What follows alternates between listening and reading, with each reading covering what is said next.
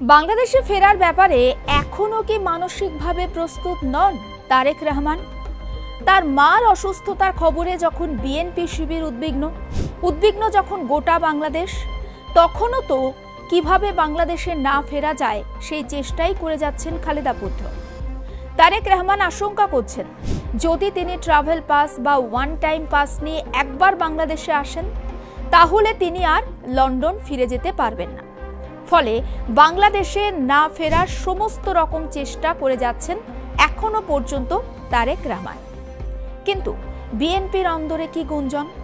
অসুস্থ মায়ের পাশে থাকতে নাকি দেশে ফিরছেন তারেক রহমান, একেবারে নিশ্চিত বিএনপি শিবির। এবং দেশে ফেরার জন্য সমস্ত রকম প্রস্তুতি ইতিমধ্যে সেরে ফেলেছেন তারেক রহমান নিজেও। আর সেই গুঞ্জন আরও জোরালো হয়েছে তারেক রহমান এবং তারেক রহমানের কন্যা জাইমা রহমানের পোষ্য বিড়ালের জন্য। তারেক ও জাইমা রহমানের খুব কাছের পোষ্য জিবু নামের এই বিড়াল। জানা যাচ্ছে তারেক রহমানের অত্যন্ত স্নেহের জিবুর পাসপোর্ট ইতিমধ্যে কনফার্ম হয়েছে। বাংলাদেশের একাধিক সংবাদপত্রেও জিবুর পাসপোর্ট যে কনফার্ম হয়েছে সেই বিষয়টি বলা হয়েছে।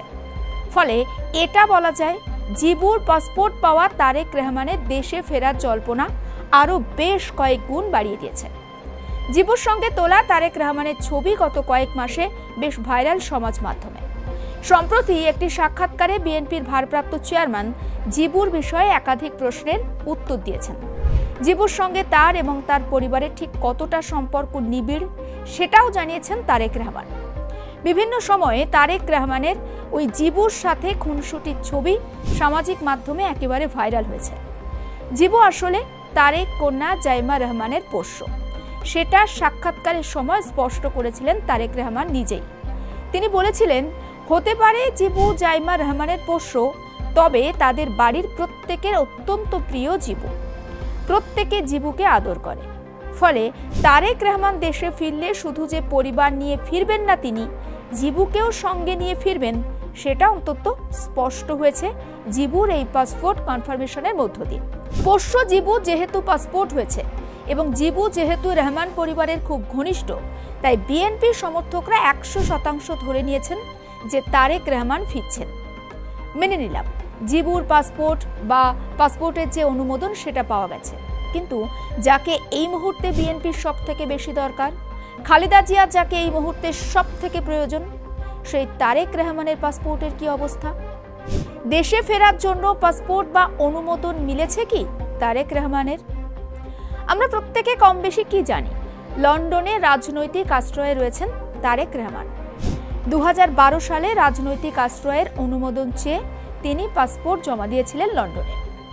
তারেক রহমান যে বিদেশে রাজনৈতিক আশ্রয় চেয়েছেন এবং সেই আশ্রয় পাওয়ার জন্য তার পাসপোর্ট জমা দিয়েছেন, সেটা প্রকাশ্যে আসে 2018 সালে।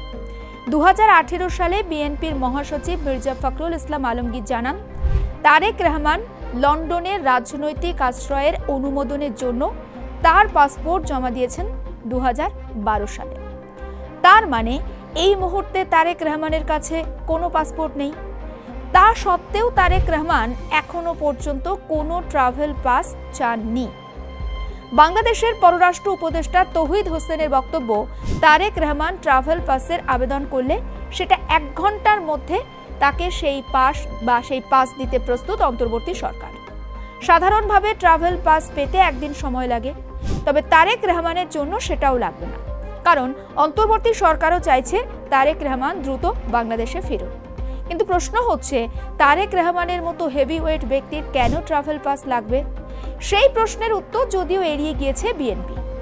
আপনাদেরকে জানিয়ে রাখি, 2015 সালে একবার ট্রাভেল ডকুমেন্টস নিয়ে লন্ডন থেকে মালয়েশিয়া গিয়েছিলেন তারেক রহমান।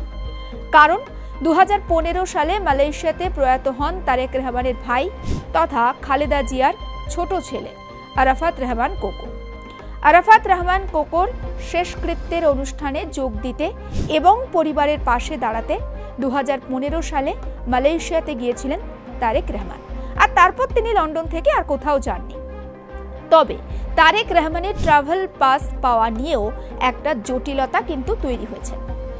অনেকে এখানে প্রশ্ন তুলতেই পারেন, তারেক রহমান তো বাংলাদেশের সবচেয়ে জনপ্রিয় দলের একজন ভারপ্রাপ্ত চেয়ারম্যান। এখন হয়তো পরিস্থিতির কারণে তার কাছে পাসপোর্ট না থাকতে পারে, কিন্তু তার দেশে ফিরতে ট্রাভেল পাস কেন লাগবে? কেন পাসপোর্টের পরিবর্তে তাকে ট্রাভেল পাস দিতে চাইছে বাংলাদেশের পররাষ্ট্র মন্ত্রক? আওয়ামী লীগ সরকারের পতনের 15 মাস পরে এসে তারেক রহমানের দেশে ফেরার জন্য পাসপোর্টের বদলে ট্রাভেল পাসের প্রসঙ্গ আসছে কেন? আর এই বিষয়টা নিয়েও একটা জটিলতা বা কৌতূহলের সৃষ্টি হয়েছে ওপার বাংলার রাজনীতিতে। সাধারণভাবে আমি বা আপনি কি জানি, নিজের দেশে যখন কোনো নাগরিকের জীবনের ঝুঁকি থাকে বা জীবন সংশয়ের সম্মুখীন হয়, তখন তিনি অন্য কোনো দেশের কাছে সাহায্য প্রার্থী হতে পারেন। 2008 সাল থেকে 2025 সাল, মাঝে কেটে গিয়েছে 17টা বছর। এই 17 বছরে একাধিক পরিবর্তন হয়েছে বাংলাদেশের রাজনীতিতে। আর খুব সম্প্রতি গণ অভ্যুত্থানে শেখ হাসিনা সরকারের পতন হয়েছে। ফলে এই পরিস্থিতিতে তারেক রহমানের দেশে আসা আগের থেকে অনেকটাই মসৃণ হওয়ার কথা এবং নিজের দেশেই আর 5টা স্বাভাবিক নাগরিকের মতো তিনি বসবাস করতে পারবেন। আর নিজের দেশে যদি কেউ স্বাভাবিকভাবে বসবাস করতে পারেন, যদি নিজের দেশে কোনো মানুষের জীবনের ঝুঁকি না থাকে, তাহলে তিনি কেন নিজের দেশ ছেড়ে বিদেশে থাকতে যাবেন বা পরবাসী হতে যাবেন? তারেক রহমানের ক্ষেত্রে বিষয়টা হচ্ছে অনেকটা সেই রকম। পরিস্থিতির চাপে তারেক রহমান আগে দেশ ছাড়তে বাধ্য হয়েছিলেন। এখন পরিস্থিতি বদলেছে বাংলাদেশে। তারেক রহমানের দেশে থাকার ক্ষেত্রেও আর কোনো বাধা বা জটিলতা নেই। কিন্তু তাও কেন ভয় পাচ্ছেন তারেক রহমান? এই কয়েক বছরে লন্ডনে বেশ নিজস্ব একটা বাসস্থান এবং পরিচিতিও তৈরি করে ফেলেছেন তারেক রহমান। সেই সম্পত্তি কি হাতছাড়া হওয়ার ভয় পাচ্ছেন খালেদা পুত্র? ওয়ান ওয়ে ট্রাভেল পাস, তাৎক্ষণিক পাওয়া যায় এই পাস। এই পাসের যেমন সুবিধা রয়েছে, তেমনি কিন্তু অসুবিধাও রয়েছে। এই ওয়ান ওয়ে ট্রাভেল পাসের মাধ্যমে আপনি কোনো দেশে ঢুকতে পারবেন, কিন্তু সেই দেশ থেকে আর আপনি নিজের ইচ্ছায় বেরোতে পারবেন না। ফলে এই ওয়ান ওয়ে ট্রাভেল পাস নিয়ে বাংলাদেশে ঢুকতে পারবেন তারেক রহমান, কিন্তু এই পাস ব্যবহার করে তিনি আর লন্ডনে ফিরতে পারবেন না। আর লন্ডনে যদি তারেক রহমান না ফিরতে পারেন, তাহলে কি হবে? সেই ভয়টাই কি তারা করছে তারেক রহমানকে? তাহলে কি বাংলাদেশে পাকাপাকিভাবে ফেরার কোনো ইচ্ছে নেই তারেক রহমানের? ইউনূসের অন্তর্বর্তী সরকার তারেক রহমানের ওপর থেকে সমস্ত মামলা প্রত্যাহার করে নেওয়ার পরে চলতি বছরের মে মাসে ঢাকায় এসেছিলেন তারেক রহমানের স্ত্রী ডাক্তার জুবাইদা রহমান। দেখা করেছিলেন খালেদা জিয়ার সঙ্গেও।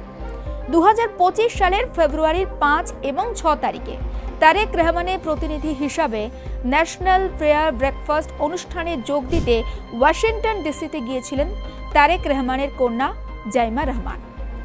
এই দুটো তথ্য আপনাদের সামনে আমি ইচ্ছে করেই রাখলাম, কারণ আমি ধরেই নিলাম তারেক রহমানের পাসপোর্ট সংক্রান্ত একটা সমস্যা রয়েছে দেশে আসার ক্ষেত্রে। কিন্তু জুবাইদা রহমান বা জাইমা রহমানের তো সেই সমস্যা নেই দেশে ফেরার ক্ষেত্রে। তাহলে খালেদা জিয়ার সংকটাপন্ন অবস্থা জানার পরেও কেন দেশে ফিরছেন না তারেক রহমানের স্ত্রী বা কন্যা?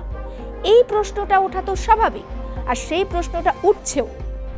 বিএনপি থেকে 5 বার বহিষ্কৃত নেতা মেজর আখতারুল জামান, তিনি মঙ্গলবার খালেদা জিয়াকে দেখতে হাসপাতালে গিয়েছিলেন। হাসপাতালে বিএনপি চেয়ারপারসনকে দেখে বাইরে এসে বিভিন্ন সংবাদ মাধ্যমে এবং সমাজ মাধ্যমে তিনি বলে বেড়াচ্ছেন, বাংলাদেশের প্রাক্তন প্রধানমন্ত্রী আর জীবিত নেই, সরকার নাটক করছে খালেদা জিয়াকে নিয়ে, এবং এই অবস্থায় তাকে বিদেশে পাঠানোর জন্য একটা টানাটানি চলছে। আর বিএনপি নেতা কর্মীদের আশ্বস্ত করছেন তারেক রহমান এটা বলে যে তার বিড়ালের ইতিমধ্যে পাসপোর্ট কনফার্ম হয়ে গিয়েছে আর তিনি খুব দ্রুত একেবারে সপরিবারে বাংলাদেশে ফিরবেন।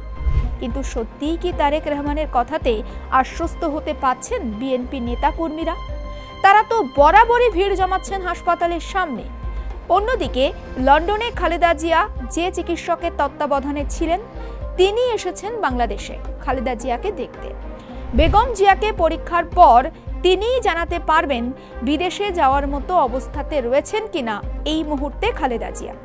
তবে ইউনূস সরকার জানাচ্ছে বা ইতিমধ্যে জানিয়েছে, খালেদা জিয়াকে বিদেশে নিয়ে যাওয়ার জন্য এয়ার অ্যাম্বুলেন্স একেবারে প্রস্তুত রয়েছে।